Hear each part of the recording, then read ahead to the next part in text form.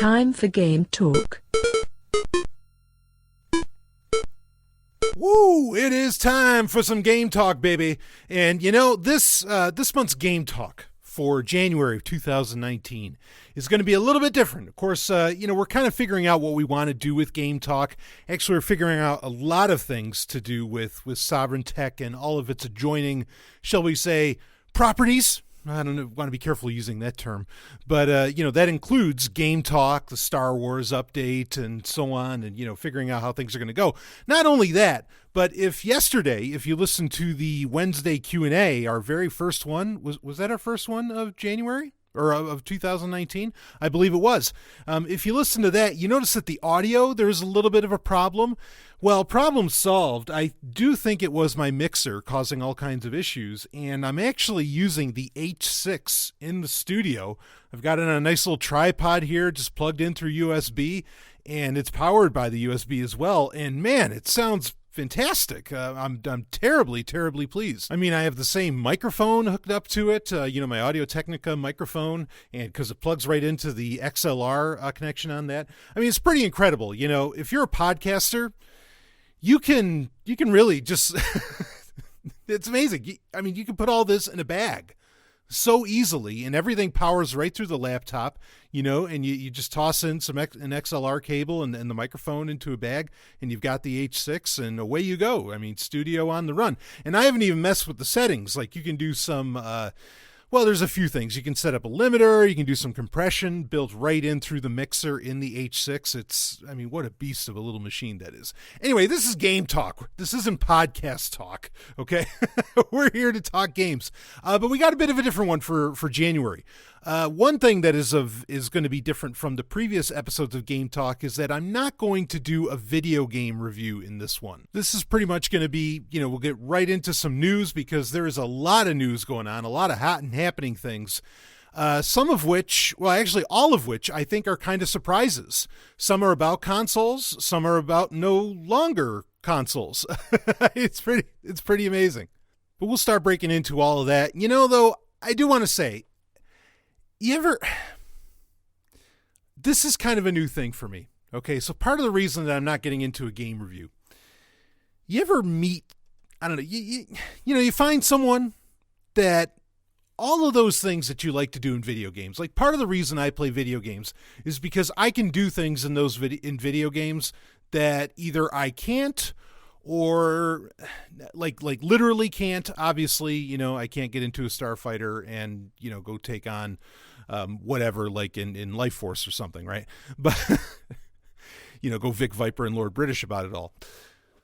But you ever feel like a lot of those things you want to do in video games, like Tomb Raider and so on, you ever find someone that like suddenly you go, we could actually just do all this in real life, and why play the video game? It's a pretty special feeling when you find that sort of thing. But anyway, that's something I've kind of experienced. That doesn't mean I'm giving up on video games at all. It wouldn't make sense to do Game Talk if I were giving up on video games, but crossed my mind. Anyway, just a thought that, maybe you find people in your life where you can go, holy shit, I can just do this stuff willy-nilly. I don't need to play the video game to do that anymore. I don't need to do the fantastical because now I can do the fantastical in real life. Yeah, that happens. Anyway, okay. Speaking of what may be the fantastical, I think words that no one ever expected to come out of a company like none other than Nintendo.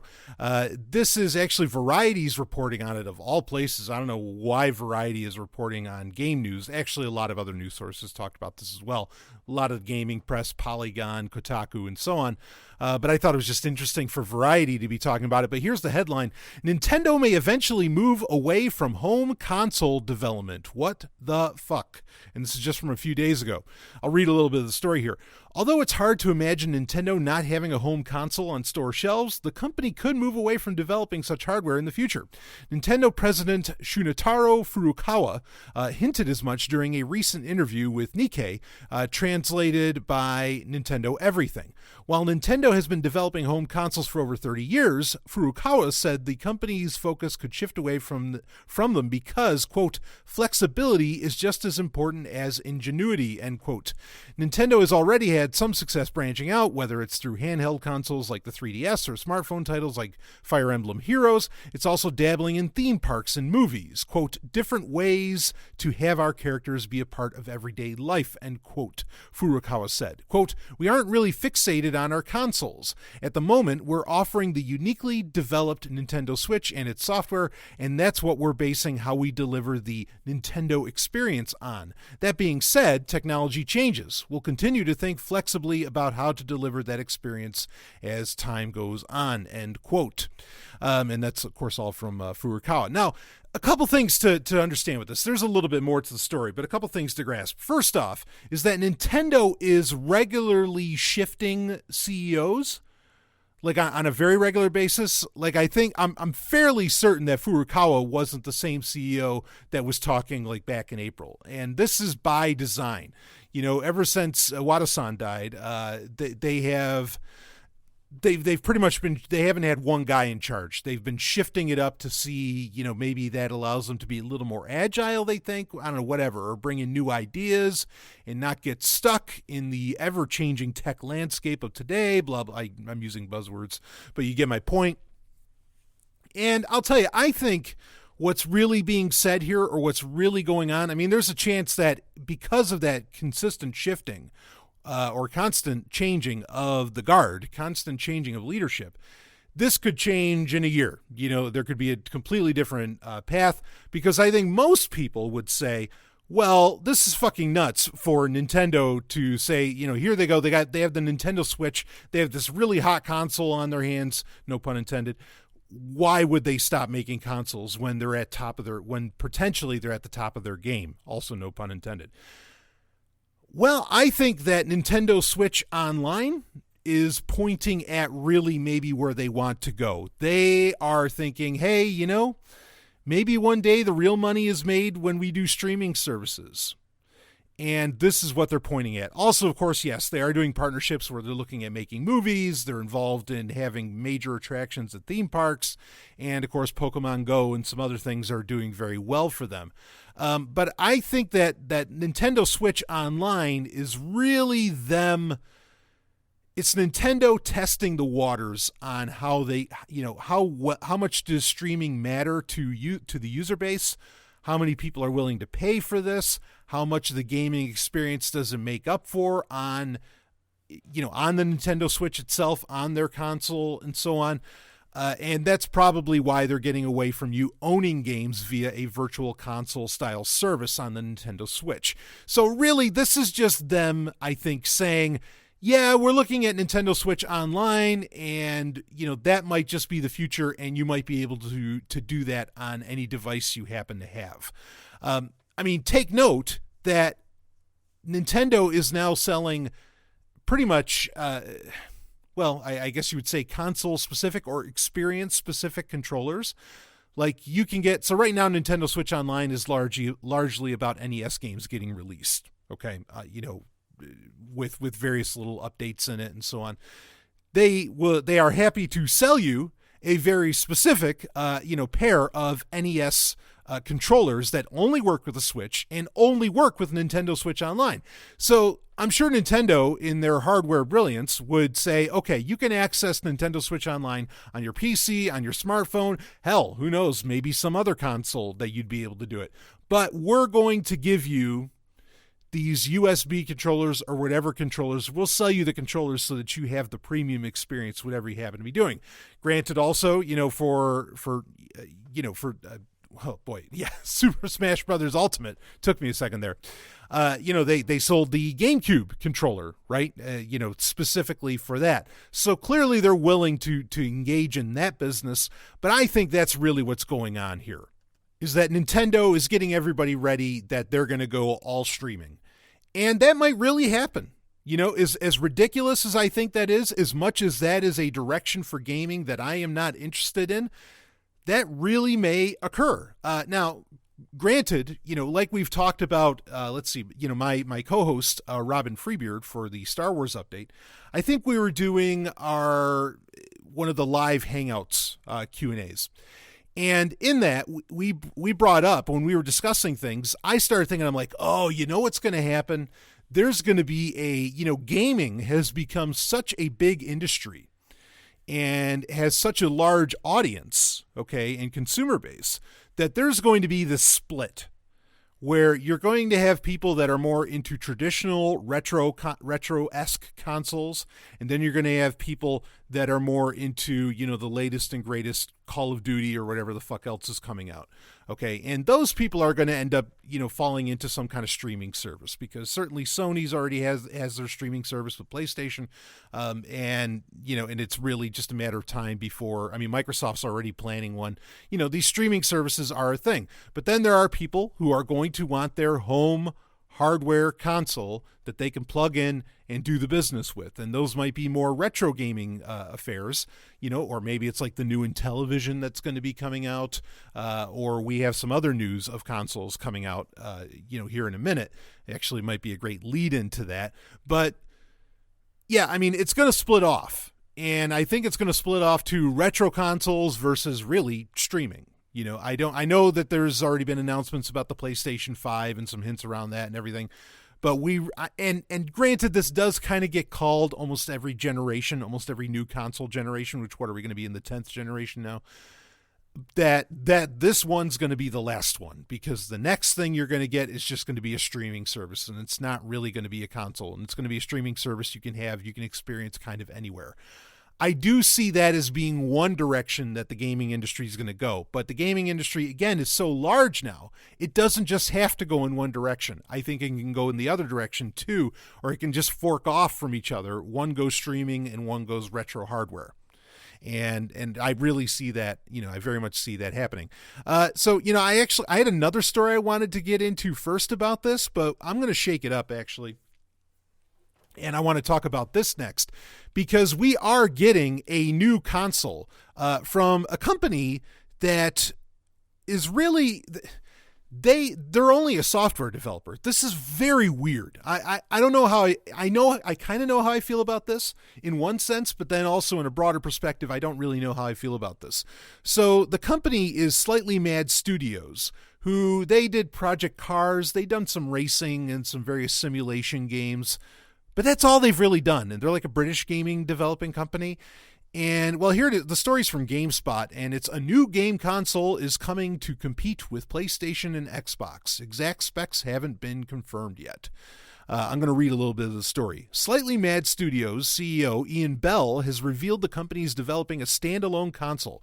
Exact hardware and software specs haven't been announced yet, but Bell has provided a few details. Now, Stanley, breaking in for a second, they have talked about, or they have shown a picture now of what they expect the console to look like, and it is a weird ass fucking thing. It looks like an M, but it really just looks like a desktop, like a smaller desktop computer. And they're not really talking about size either, but they are claiming that it's going to be the most powerful console ever built. Pretty much, I think it's just going to be like a Steam box. It's going to be, an Xbox One or Project Scorpio or whatever is basically a computer. Obviously, a PlayStation 4 is basically a computer. This one's just going to be maybe a little more computer-esque, or, a little more open to the fact that it's a computer than others. The design looks really wild, and link is in the show notes for you to check it out. Anytime I see these wild console designs, I pretty much never believe that they're actually going to look like that. I would have thought, remember when they first announced the original Xbox? What was that, back in 2001 or whatever? The thing, like when The Rock came out, it was there with Bill Gates and whatever, and it was just this giant X with this really really cool glowing, like globe in the middle or whatever. That would have been awesome if that's what the fucking thing actually looked like, but that's not what it ended up looking like at all. And this has happened over and over again. So I'm not holding my breath on what they are calling the Mad Box. That's the name of the console. On the Mad Box looking something like that. But anyway, regardless, I'll read a little more of the story here. The first mention of the console came via Twitter when Bell tweeted, "The Mad Box is coming." Bell told Variety that Variety is somehow a gaming a rag now. But anyway, Bell told Variety that the Mad Box will probably release in about 3 years and support up to 120 frames per second for virtual reality play. Quote, "It will support most major VR headsets and those upcoming, and the specs will be equivalent to a very fast PC 2 years from now, Bell wrote. Quote, we're in early talks with manufacturers of components, so we can't say much more right now other than we have the design spec'd out in detail, end quote. When it comes to the games on the console, Bell wrote, quote, we think exclusive are exclusionary, but given that we'll be shipping a cross-platform engine to all developers, it will be their choice. As of now, we have no plans to pay developers incentives to exclude other hardware vendors, end quote. He further explained that Slightly Mad Studios thinks, quote, the industry is a little too much of a monopoly or a micro oligopoly, end quote, and the Mad Box aims to bring some healthy competition to the console race, which for years has pretty much exclusively been a three-way battle between Microsoft's Xbox, Sony's PlayStation, and Nintendo's hardware. The Mad Box is planned to release worldwide and be competitively priced in comparison to other upcoming consoles. We have multiple investors already offering the required funding for us to see the product to completion, but it's still early days and we're looking at the best offers right now, end quote, Bell wrote. We hear this a little too often. Where's the new Atari yet? I have a very hard time believing. I don't even think this is going to hit market. I just don't. And there's no reason to even trust these people. It's one thing if you're Microsoft, which secretly had a great hardware, not so secretly, but it was like an open secret, that Microsoft had a tremendous little hardware company, including for very important aspects of the gaming industry itself, back when they first announced the Xbox. For example, you had the Sidewinder gamepads for PC that were some of the best, to this day, some of the best PC gamepads ever made, or joysticks for that matter. Microsoft understood gaming at a very core level. It wasn't crazy for Microsoft to create a console. For a company that has literally only made games, never done anything hardware-wise, you could say that they're going to get in touch with some brilliant people. I don't know. I don't believe it. I mean, and we're talking 3 years out. I don't think this is really going to happen. And actually, their attitude about exclusives, I think, is a fucking mistake. The one thing, I mean, you could think of a couple other games that were pretty wild on the original Xbox, particularly, and I mean the original Xbox. Like Shenmue, certainly that was a big one. Jade Empire, but that was a Microsoft-developed game. There were some that were kind of a big deal. But let's be clear here. The original Xbox was stem to stern a Halo box. That's what people even called it. They called it the Halo box because that's all you played on. It was Halo. The thing was, Halo was such a great fucking game and still is to this day, gotta admit, Halo CE, right on, that it could carry a console, right? It was that great of an experience. And if you're not going to have something like that, you're not competition. You're just not. You have to have something that an experience you can only get by going to the Mad Box. And if they're not going to deliver that, then it's a fucking waste. I mean, it really is. And I'm not saying I don't want somebody to shake things up. Sure, let's have another console. Let's have this. Let's have that. But it's not like people haven't tried, right? I mean, others have. And I think if they really wanted to win, they need to look at this forked industry within the gaming industry, that being like the retro consoles and so on. That's where there's some money to be made. But I just can't picture. I mean, what? Is it just going to be accessible with all the streaming services? So then it's a glorified PC. And that's all. Then just sell it as a fucking PC. This is a really bad joke. I just cannot imagine what they're going to say where everybody, I mean, they're like, well, it's going to work very well with VR. Okay, if it's a VR console, maybe that, if that's what you're really pitching, that gets a little more interesting because we know that the Oculus Quest, by the CEO's own words, by one of the lead guys there, that of course being the great John Carmack, and I mean that, the great John Carmack, he came right out and said that the Nintendo Switch is the competition for the Oculus Quest. The Oculus Quest is looking to be a console. It is an entrant into the console war.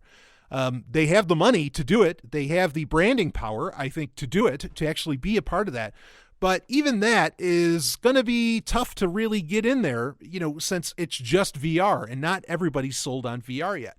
So if the Mad Box is looking to compete with the Oculus Quest, okay, that's a very different story. But I think that's even a failing proposition because if the reason the Oculus Quest I think is going to do very well, I think like Nintendo, how Nintendo stands out in its own in this three-way battle between Microsoft, Sony, and Nintendo, it stands out because it always does something unique. like really unique. It has a unique proposition of some kind every time that they come out with something, right? And the one time that they didn't really have a unique proposition, like the GameCube, it didn't end up doing very well, even though I love the GameCube as a system. So, yeah, the Oculus Quest is going to stand on its own because it's a standalone VR headset. It does not need to plug into anything. That is the winning recipe. Okay, that's why the Oculus Go is doing gangbusters and doing so well. I have one. I love the damn thing for what it is. Okay. If you're going to have to plug in a VR headset to a box, I don't think that's a winner. And I'm telling you, people don't, or companies or whatever, I don't think they realize. Nobody is going into VR for hyper-realistic experiences, not gaming experiences that require ridiculous refresh rates and whatever else. Most people are interested in VR for the cute, the unrealistic, kind of just the whatever, the bobbing heads, in the cube and the 8-bit style figures looking like Minecraft, whatever. There's no, most people really don't care. And again, you're talking about if you are wanting, if you're just looking to sell it to a couple 100,000 enthusiasts, okay, that's a very different story. You're not really competing with PlayStation or Xbox at that point then either. All right. If you're trying to get millions and millions, if not billions of users, you are trying to reach a mass audience. Let me assure you, the mass audience doesn't give, when they are in VR, the studies are already out there. They are far more attracted to, the anthropomorphized and ridiculous and stylized, okay, like the really, really kind of artsy stuff, than they are the hyper-realistic, that looks like they're on the holodeck or something. And I guarantee you, Madbox is not going to deliver a holodeck-style experience. So, it's not like they could even argue that, because then maybe they'd have something. That's just not happening. So, Madbox, hey, you're trying. I don't think you're going to get anywhere, and you probably paid GameSpot to even run your story. It's all goddamn paid placements. Now, someone that is doing, switching it up, so I have no hope for that, but something I do have hope for, because the C64 Mini has, in my opinion, been a rousing success. I am very pleased to hear that is a Retro Games, the company that's, Retro Games Limited, the company that made the C64 Mini, which I think now, in fact, even more so now, and I'll explain why, I think is the clear winner in the recent couple years round of retro consoles to come out. Thinking the SNES Classic, the NES Classic, even the Neo Geo Mini, which I love that thing. Okay. But, the C64, out of all of those, the C64 Mini, I think is the clear winner because it's the one that you can do the most with, and that you can update. In fact, the latest update, the latest firmware update, which came out for Christmas, what a nice Christmas present. In fact, I said this, I think, in the last Game Talk. I said, guys, talking to the guys at Retro Games, I'm like, don't drop the ball on doing firmware updates, because it's your differentiator. It's the thing that's putting you ahead of the curve and is what makes your console stand out compared to Nintendo's offerings, compared to, certainly compared to fucking Sony's offerings. In fact, holy fuck. They've already officially completely, we talked about a price drop before, but that was just a sale. Now, Sony has dropped the price of the PlayStation Classic to $60 because they can't sell these fucking things for their life, and for very good reason. Oh, fucking A, did they drop the ball on that? And and it wasn't hard, but I'm not going to talk about that. But the C64 Mini is rocking. It's just, I think, destroying all of those because you keep getting more with it. In fact, with version, they released it around Christmas, the latest firmware update, version 1.2. They added another game to it, Galencia, which was like a game of the year in 2017 for Commodore 64. Because Commodore 64 games still get made. Fuck yeah, they do. In fact, Sam's Journey. Wow, what a fucking platformer. What a great game. That game just came out, a couple years ago? They finally came out with a version of Sam's Journey that will automatically work with the C64 Mini, which is brilliant. I love the fact that Commodore 64 game developers like Cytronic Software and so on are heavily supporting this platform. Again, that's just something that puts the C64 Mini over the top. It just puts them in another class and really a leading position in this, again, what I consider to be a forking off from the gaming industry into the retro gaming industry, and console-wise at that. But there were some other things they added in, including a virtual joystick that can work with a USB keyboard that you plug in. Very handy for when I'm playing V, the game V on there, where I can use the numpad on a full-size USB keyboard that will act as a replacement for the joystick. Super fucking handy for that. Also, I did find out, I'd have to look it up again, but there is I found out what the best controllers are for the C64 Mini. And it's actually to get a pair of PlayStation 2 controller adapters, where it takes the PS2 controller and adapts it to USB. And then you can just rock PlayStation 2 controllers right on the C64 Mini. And I've done it. I have two of them, and they work fucking beautifully, and it's great. Joystick problems solved. Again, this system just gets better and better, and they keep making more where, like, loading games, now you can put multiple games on the USB stick that you can plug in, which allows for, and you can load them. You used to have to put one at a time. You had to rename the file. We talked about it during the C64 review that I did for GameTalk previously. I think it was like episode 2 or episode 3 of GameTalk. And now you can just load on all the games that you want, and you can just play them right off of your memory, USB memory stick, and fucking great. I mean, again, the system just gets better. Well, it's such a success that Retro Games Limited has said, and the first pictures are out. I've got a link in the show notes if you want to check it out. But they're showing off the first photos of the prototype for the full-sized Commodore 64. I'm going to read just a little bit of the story here. The C64 Mini, tiny retro console, blah, blah, blah. Anyway, the C64 Mini, of course, is designed to mimic the beloved Commodore 64, which is the best-selling single-model personal computer of all time, but in a much smaller package. After a couple of firmware updates, the C64 Mini has generally been well received. They go on. Anyway, they say, "We are so excited," quote, this is a quote from Retro Games, "we are so excited to finally reveal to you the first photos of the full-size pre-production prototype of the C64." And so no more Mini, just the C64. "Complete with a fully functional integrated keyboard, giving you a taste of what's coming in 2019, the company said in a Facebook post. In a couple of the shots, C64 prototype is shown alongside C64 Mini for a sense of scale. And yeah, it just looks like the classic bread bin version of it. And so here we go. It says, "For a variety of reasons, we also can't confirm the delivery date, but it will be as soon in 2019 as can be achieved." So they're looking at releasing the full-size C64 replica in 2019. Perfect. Beautiful. Exciting as hell. And look, all the firmware updates, all the improvements they're making to the C64 Mini, I mean, it's going to be more or less the same hardware, inside. It's just we're going to have a fully working keyboard built on top of it. I'll buy one of these the instant it hits. I'll pre-order it, no problem. Hell, if they're going to do a crowdfund, I'll crowdfund it, because you can trust the company a little bit more when they already have a successful product. And I dare say, minus the joystick, and maybe they can resolve that this time around, minus the joystick, which you can solve yourself, honestly, with the PlayStation 2 controller and a USB adapter, the C64 Mini, is a successful product, and it's one that's out there. It's available for you to buy right now. It did not fall prey to, for obvious reasons, because it's not as popular as Nintendo in the nostalgic mindset of most people. But you can buy them right now. It's available. It's out there. It's real hardware, and it keeps improving. You even get new games with it. For free. That's amazing. So I am nothing less than impressed with what Retro Games Limited is doing. And like I said, as soon as the C64 Mini drops, as soon as the full size, as soon as the C64, not the Mini, but the full size one, hits the streets, I am on fucking board. Granted, I'll probably never use my C64 Mini again once I have the big boy, but that's all right. It'll look nice. I don't know. I'll put it on a shelf in the BDSM studios or something. It'll look good there. But very excited about that. I thought it was great for them to make that announcement. They kind of did like a triple header over the holiday weekend or over the holiday week. Just, like they released, they started their own little magazine, and you could get a free issue of that. Then they did the major, it really was the major firmware update to version 1.2, and you got the new game along with a lot of other really great features like the virtual joystick and so on.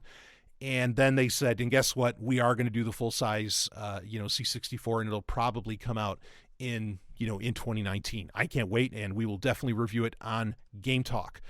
So yeah, that's a console I feel like you can believe in. And you have to understand, there are still so many new Commodore 64 games made throughout the year. Nonstop. There are constantly new games. And so this could really lead that charge in that, that subculture of the larger gaming industry, where it's all retro games, but it's still consoles that matter. And I fucking love the fact that that damn thing doesn't connect to the internet. That's so great. I mean, I love the fact that I can update the firmware too by plugging in a USB port, but I love the fact that it doesn't connect to the internet. Just brilliant. I hope they don't do anything too dramatic as far as new features, as far as like maybe new ports or something like that, where it could connect to the internet on the full-size C64. I don't want to see any of that. Just make it a full-size C64 Mini, and keep adding in those nice software improvements, and I will be happy. And maybe add in some games, if they want to keep chalking more of those on, or hey, great. Anyway, our last bit of news. This was pretty interesting. Stories coming from Digital Trends. Hacker discovers Minus World in The Legend of Zelda for NES. So let's read a little bit of it here. The Legend of Zelda, originally released for the Nintendo Entertainment System in 1986, is still captivating gamers with the latest discovery that the game has a so-called Minus World. The term comes from the infamous World -1 or -1 of the which they call Minus World, of the original Super Mario Bros., also for the NES. Affectionately called Minus World, the level has a hidden repository of data that was never meant to be accessed. Players, however, have found a way to enter it from within the game itself. YouTuber Skelix is looking to explore as many Minus Worlds in NES games as possible, and he started with The Legend of Zelda. Unlike Super Mario Bros., where the Minus World was accessible through in-game actions, Skelix had to dive into the game's code for The Legend of Zelda.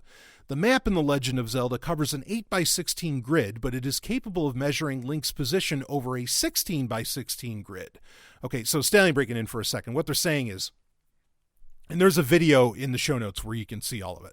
But basically, like there are, each screen, when you're playing The Legend of Zelda, the original one for the NES, when you go to the next screen, it kind of pans over. Now, the game itself only has 8x16 that it allows you to access, which is kind of, amazing to consider that it's only so many screens within that grid. But really, the game had 16x16 available to it to access. But there's 8 of those screens in the grid that, oh shit, what did they do with those and what's on those? And that's basically what this guy Skelix ended up sort of finding. Skelix said that he spent 6 hours in tweaking the game's code to be able to enter the second half of the map without crashing.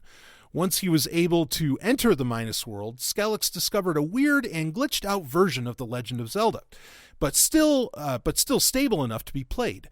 Enemy sprites are reversed, and there are objects scattered throughout the levels. There is an old man that says it is dangerous to go alone, and another one that tells Link to leave your life or money.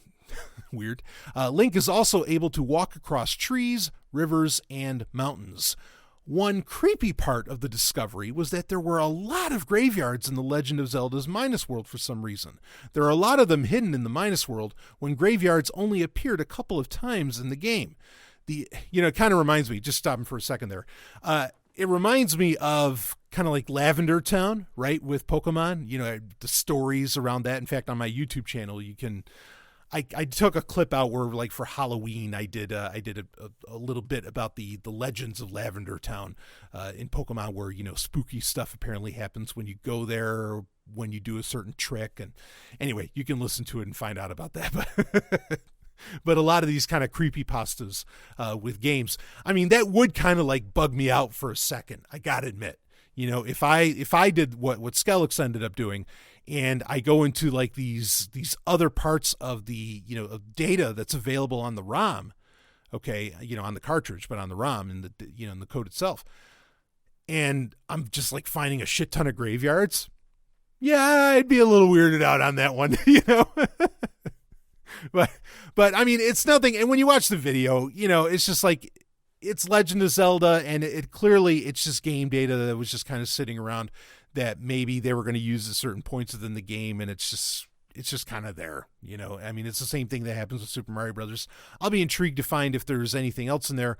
I mean, sometimes I think when you go into these, like, this extra code, people leave kind of Easter eggs, perhaps, or things that were supposed to be a part of the game that ended up not being a part of it.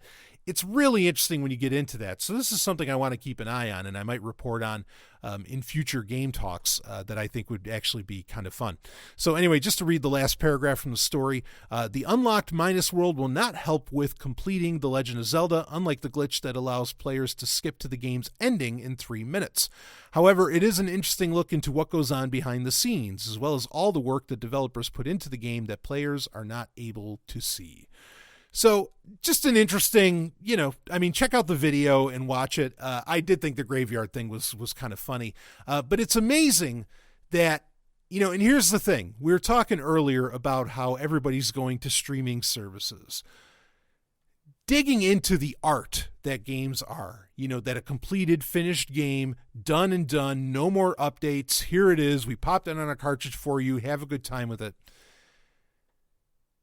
Being able to dig into the code and have fun with that. I mean, this is going to be I don't mean it to be ironic, but it's going to be a lost art. Being able to do this. It's amazing that we're still talking about these games, 1986. Was that 30 years ago? I mean, it's, or more. Was that, shit. Yeah, I guess it'd be 30 years ago. I don't think anybody's you're not even going to be, because everything's going to be streamed and you're not even going to be able to look at the code for the life of you. Nobody's going to be looking into Call of Duty 27 and saying, well, gee, what did the developers do here and what Easter eggs here and all that. I mean, even that type of developing, I think, has kind of gone the way of the dodo. And it just speaks again to why I'm glad that that I think, again, the gaming industry is splitting to where, it's getting into 2 different styles. And maybe one side, like I said, is going to be the streaming services. The other side is going to be more of the retro consoles, the more classic style of development, hardware, and play. Okay. And I will definitely be, if you have to choose one, and no one says you have to, but if you have to choose one, I'm not going to be on the streaming side of things. I am totally going to be, with the retro consoles all the way. And look, I'm all about having new games. I played Valencia on my C64 Mini. It was great. It was a game from 2017, but it played like it was 1987, and it was fucking brilliant. I mentioned Sam's Journey. It's not like I don't want to play new games. No, I want to play new games, but I want them to have that same ethos as the games that I fell in love with, and that, again, are still being chipped away at fucking 30 years later. 33 years later, like The Legend of Zelda, and finding a Minus World and all that. I love that, where you can really dig deep, and that there's so many goodies and so many amazing things to learn about the development alone, let alone playing the game and, having all the fun with that. So anyway, it's an interesting time as far as gaming goes with consoles. I'll tell you, the console I'm excited for in 2019 is that full-size C64. I have no interest in the Mad Box as far as I can, as far as what's been said so far. I don't even think it's going to end up being a thing. I don't think the Atari is going to end up being a thing. And television, sure, we are still waiting on. Now, there hasn't been any announcement from Nintendo as far as any further classic consoles. I'm kind of surprised by that. If I were them, they have a lot of stuff getting released for the Switch, so maybe that's why they're not out in front with that. But hopefully we'll hear something. I mean, I just think they're leaving money on the table if they don't release another retro console. It's guaranteed to sell. Doesn't matter if people only play it for a month. It's guaranteed to fucking sell. And of course, let's not forget that Sega still plans on their retro console, their mini Mega Drive or Genesis coming out. It's supposed to be coming out this year. I hope that happens. I hope they do very well with it. I will get that one.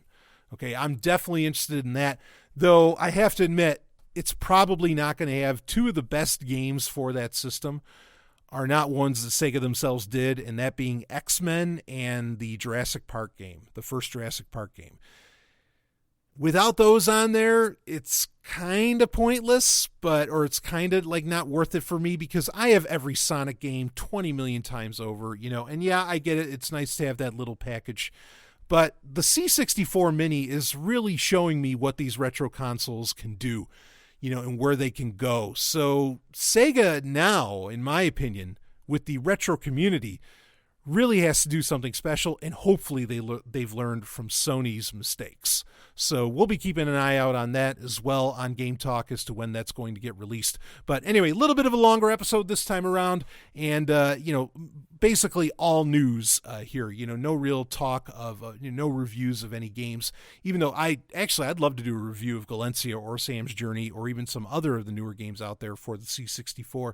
Maybe I'll get into that, because largely I've been sticking to a lot of classic games, especially like Game Boy games and so on, but maybe I'll start reviewing those. But we'll see what shape Game Talk is going to take throughout 2019. Got some great plans going on, and we'll wrap this one up. I will see all of you, on the other side. Game over.